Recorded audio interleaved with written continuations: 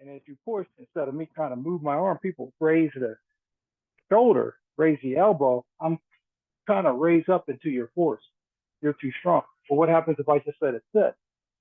Right, you fall in, and then this part's automatically higher. As I turn my weight, I just come over top, and boom. So that's the Prybar here, Prybar. So if you had and I'm going to grab this stick here, and you put both hands on that stick, and I try to deal with you or move you, and you don't want me to move you, see, you hold on to the stick. But if I leave this where it is, and I raise, if I lower one in, that becomes a Prybar, right? Right. So it changes your whole dynamic, your whole structure. It just fries you. This comes down, this comes over top. Now, if I do the same thing, but yield, right? I come away from you and do this, it brings you off of your center, right? So if I just stay here and do the prying, you still have a sense of strength. Exactly. Even though this goes down, this comes up, it still puts you at somewhat of a disadvantage. But because you still have a root, you're able to deal with that.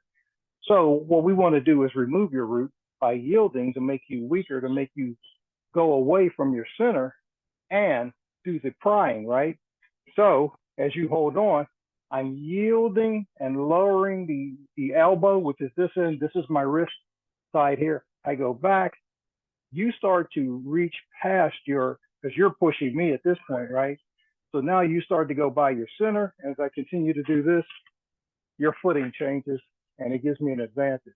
Right. Now, what I can do is let you fall by utilizing that, or in the aspect of push hand, as I yield back here and come here, if I don't wait this long to where you're falling, if I just wait till you're off your center, that's what I can come back and push because your footing is off.